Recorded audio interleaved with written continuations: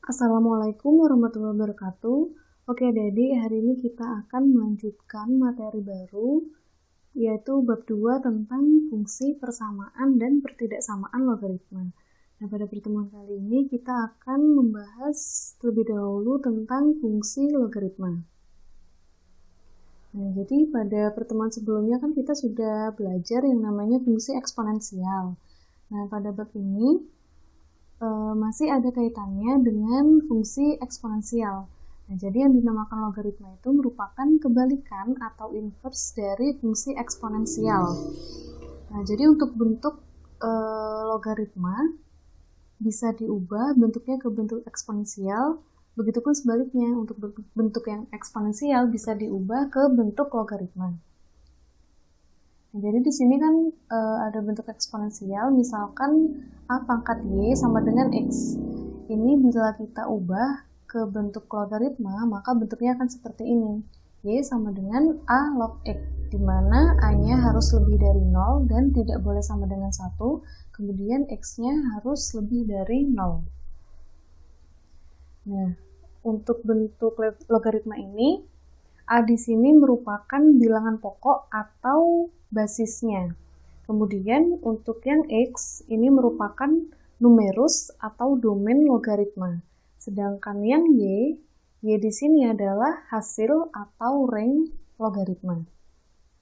Nah, di sini ada contohnya.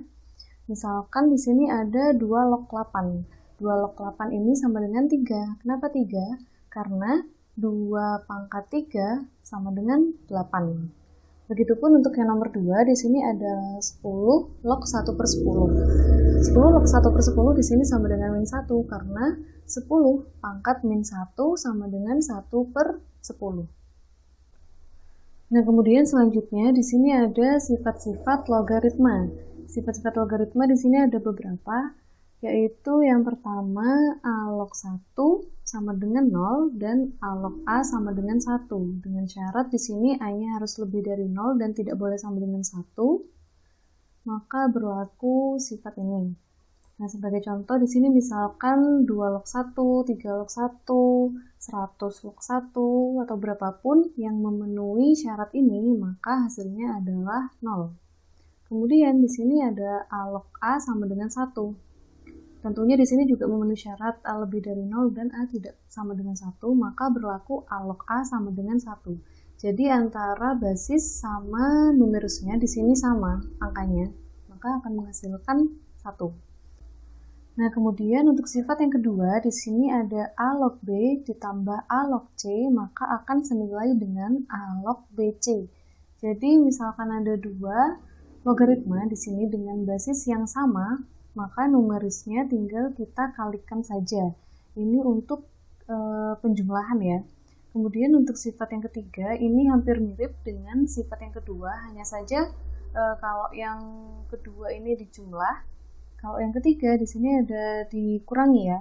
Kalau dikurangi maka numerisnya tinggal kita bagi saja. Jadi a log b dikurangi a log c di sini akan senilai dengan a log b per c. Nah, kemudian untuk sifat yang keempat di sini bentuknya a log b akan senilai dengan m log b per m log a. Jadi sebagai contoh misalkan di sini ambil saja a-nya 2 dan b-nya 3. Jadi 2 log 3 gitu ya misalkan. Ini akan senilai dengan m log 3 per m log 2. M-nya di sini bisa kita isi dengan nilai berapapun. Pokok M-nya ini harus lebih dari 0 dan tidak boleh sama dengan 1. Maka berlaku sifat yang keempat ini. Nah, kemudian untuk sifat yang kelima, di sini ada a pangkat m log b pangkat n, maka di sini akan senilai dengan n per m dikalikan dengan a log b. Jadi masing-masing untuk pangkatnya di sini tinggal dibagi saja. Di sini untuk pangkat yang numerus kita jadikan sebagai pembilang dan pangkat yang basis kita jadikan sebagai penyebut. Kemudian dikalikan dengan a log b. Nah, selanjutnya untuk sifat yang keenam, di sini ada a pangkat a log b. Maka hasilnya adalah b. Misalkan saja 2 pangkat 2 log 3, maka hasilnya adalah 3, B-nya. Nah, kemudian untuk yang ketujuh, di sini ada A log B dikalikan dengan B log C, maka akan senilai dengan A log C. Jadi, di sini bilangannya sama antara numerus yang di sini sama basis yang di sini. Sama-sama B, maka hasilnya adalah A log C. Nah, kemudian untuk sifat yang ke-8, di sini ada A log B sama dengan 1 per B log A. Nah, jadi untuk bentuk yang ini kita bisa jadikan 1 per, tinggal membalikkan saja antara numerus sama basisnya. Kemudian untuk yang sifat yang ke-9, di sini ada A log B per C. Ini juga bisa kita ubah bentuknya menjadi negatif A log C per B. Kemudian untuk sifat yang terakhir, di sini ada A pangkat M log B pangkat M. Ini akan senilai dengan A log B. Sebenarnya ini sama bentuknya seperti yang bentuk yang kelima di sini. Cuman untuk yang pangkatnya di sini antara pangkat pada basis dengan pangkat yang numerus ini sama-sama M. Jadi karena M per M itu 1 ya, jadi bisa kita tulis juga sebagai A log B saja. Karena di sini dikalikan 1, tidak berpengaruh, sama saja. Nah, selanjutnya adalah grafik fungsi logaritma. Nah, sebenarnya untuk menggambar grafik fungsi logaritma ini caranya sama seperti menggambar grafik fungsi pada umumnya. Kita buat dulu tabel titik bantunya dengan memasukkan beberapa nilai X ke fungsi Y-nya. Nah, apabila kita masukkan titik X-nya segini, maka Y-nya berapa gitu kan. Jadi kita dari titik bantu itu kita dapatkan beberapa titik koordinat X, Y. Nah, dari titik X, Y itu kita kemudian menggambarkan titik-titik tersebut ke bidang koordinat. Nah, kemudian setelah kita gambarkan titik-titiknya, kita hubungkan dengan kurva mulusnya sehingga kita dapatkan grafik fungsi logaritmanya. Nah, sebagai contoh di sini misalkan kita disuruh menggambarkan grafik fungsi Y sama dengan 2 log X. Nah, di sini kita menggunakan titik bantu terlebih dahulu dengan memasukkan beberapa nilai X ke fungsi Y-nya.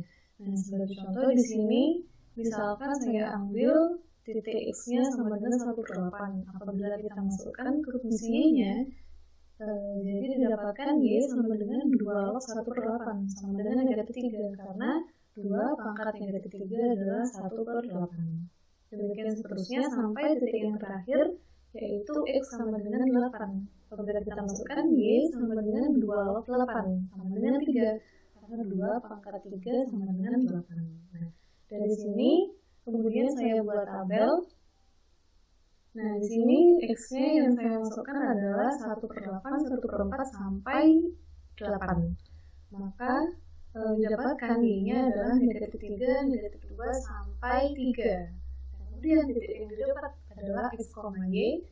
Jika X-nya 1/8, maka Y-nya negatif 3, sehingga didapatkan titik X, Y-nya 1/8, negatif 3.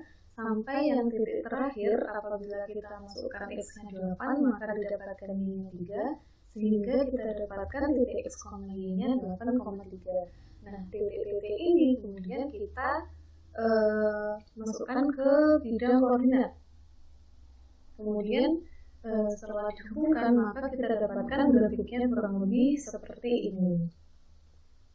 Jadi kurvanya kurang lebih seperti ini untuk Y sama dengan 2 log X. Nah, dari grafik ini kemudian kita dapatkan domainnya berada di antara interval 0 sampai tak hingga, atau bisa dikatakan bilangan positif ya. Nah, kenapa domainnya 0 sampai tak hingga atau bilangan positif? Nah, untuk domainnya kita bisa lihat pada fungsinya Y sama dengan 2 log X. Nah, seperti yang telah saya jelaskan di awal bahwa pada logaritma Y sama dengan A log X, maka X-nya yang di sini ini merupakan numerus atau domain dari logaritma tersebut. Dengan syarat X-nya kan harus lebih dari 0. Maka dari itu domain pada fungsi Y sama dengan 2 log X adalah 0 sampai tak hingga batasnya, atau bilangan positif. Kemudian untuk ringnya di sini adalah negatif tak hingga sampai tak hingga. Nah, untuk ringnya ini kita lihat dari nilai y-nya. Nah, dari sini apabila kita memasukkan nilai x yang memenuhi, yaitu x-nya harus lebih dari 0, maka kita dapatkan nilai y-nya ini dari negatif tak hingga sampai tak hingga. Seperti yang saya contohkan di sini, misalkan saya masukkan x-nya 1/8 sampai 8, maka didapatkan y-nya negatif 3 sampai 3. Ini kan apabila diteruskan, misalkan ke kiri, maka di sini akan semakin mendekati negatif tak hingga. Kemudian apabila kita teruskan di sini, x-nya semakin positif, maka y-nya juga akan semakin mendekati tak hingga positif. Maka dari itu, untuk ringnya bisa kita tuliskan negatif tak hingga sampai tak hingga. Nah, kemudian untuk interceptnya, intercept ini titik potong pada sumbu y di sini tidak ada, karena pada grafik ini tidak akan pernah memotong sumbu y di mana-mana, hanya mendekati saja. Untuk yang di sini, ini akan mendekati saja, tidak akan pernah memotong sumbu y. Kemudian untuk intercept x-nya atau titik potong x-nya di sini adalah 1, karena grafik ini memotong pada sumbu x di titik 1,0. Kemudian untuk asintot di sini adalah kurva yang mendekati suatu sumbu. Nah, di sini pada grafik ini asintotnya adalah sumbu y, karena di sini semakin ke bawah maka grafiknya ini akan semakin mendekati sumbu y. Seperti itu. Kemudian di sini selanjutnya adalah logaritma natural. Jadi logaritma natural itu dinotasikan sebagai ln, merupakan logaritma dengan basis e, yaitu sebuah konstanta yang disebut konstanta Euler yang nilainya E sama dengan 2,718281 dan seterusnya. Nah, di sini sifat-sifat logaritma natural. Yang pertama ada E pangkat ln A. Jika kalian menemukan bentuk ini, maka hasilnya akan senilai dengan A. E pangkat ln A sama dengan A. Kemudian untuk yang kedua di sini ada ln AB, ln A kali B. Maka ini sebenarnya sama seperti sifat-sifat logaritma yang sebelumnya saya jelaskan. Maka di sini akan senilai dengan ln A plus ln B. Kemudian untuk ln A per B, maka ini akan senilai dengan ln A dikurangi ln B. Kemudian yang keempat di sini ada ln A pangkat N, maka di sini akan senilai dengan N kali ln A. Kemudian yang terakhir adalah ln E pangkat N. Maka di sini akan senilai dengan N itu sendiri. Jadi sebenarnya sama saja. Cuman pada logaritma natural ini basisnya adalah bilangan Euler. Nah, selanjutnya di sini ada beberapa contoh soal. Nah, yang pertama di sini nilai dari 4 log 1 per 32. Nah, untuk nomor 1 ini kita bisa menggunakan sifat-sifat logaritma. Jadi, kita ubah yang 4 ini ke bentuk kuadrat 2, yaitu 2 kuadrat log 1 per 32. 32 ini, 1 per 32 ini kita ubah ke bentuk 2 pangkat negatif 5. Nah, untuk bentuk yang seperti ini, maka pangkatnya kita tinggal bagi saja. Jadi di sini negatif 5 dibagi 2, negatif 5-nya sebagai pembilang, 2-nya sebagai penyebut, dikalikan dengan 2 log 2. Nah, 2 log 2 di sini kan sama dengan 1. Maka negatif 5 per 2 dikali 1 sama dengan negatif 5 per 2. Jadi kalian bisa lihat-lihat lagi sifat-sifat logaritmanya ya. Nah, untuk soal yang kedua, di sini kita disuruh menyederhanakan bentuk dari log 5 ditambah log 2. Nah, sebelum kita menyelesaikan soal yang nomor 2, Mungkin kalian ada yang bertanya-tanya, di sini kok tidak ada basisnya? Nah, apabila kalian menemukan ini sebenarnya ada basisnya, cuman tidak tertulis. Basisnya itu adalah 10. Kalau 10 itu biasanya nggak ditulis seperti ini, jadi cukup ditulis log 5 ditambah log 2. Selanjutnya coba kita selesaikan. Untuk log 5 ditambah log 2 dengan menggunakan sifat-sifat logaritma, maka apabila di sini dijumlahkan, maka tinggal kita kalikan saja numerusnya. Jadi log 5 ditambah log 2 sama dengan log 5 kali 2 atau log 10. Nah, seperti yang saya bilang sebelumnya bahwa basisnya di sini adalah 10. Jadi ini sebenarnya 10 log 10. 10 log 10 sama dengan 1 karena 10 pangkat 1 adalah 10. Jadi seperti itu.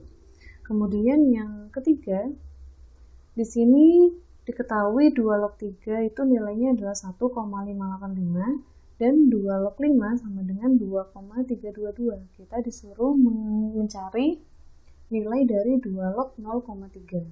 Nah, jadi penyelesaiannya dari 2 log 0,3 itu kita bisa mengubah bentuknya mengarahkan ke bentuk 2 log 3 dan 2 log 5 karena di sini sudah ada nilainya.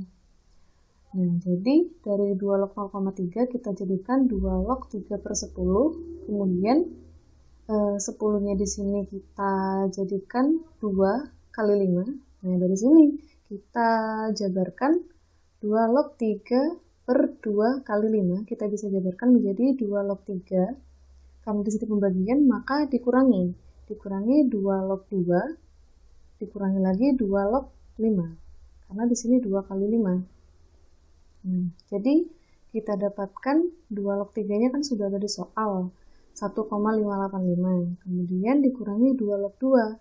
2 log 2 karena di sini basis sama numerusnya sama, berarti hasilnya adalah 1. Kemudian dikurangi lagi dengan 2 log 5. 2 log 5 adalah 2,322. Sehingga kita dapatkan hasilnya adalah negatif 1,737. Nah, jadi ini beberapa contoh dari soal tentang fungsi logaritma. Kurang lebih seperti ini. Oke, mungkin itu saja penjelasan yang bisa saya sampaikan. Apabila kalian mengalami kesulitan, kalian bisa tanyakan lagi kepada saya. Oke, jadi seperti itu, kurang lebihnya mohon maaf. Wassalamualaikum warahmatullahi wabarakatuh.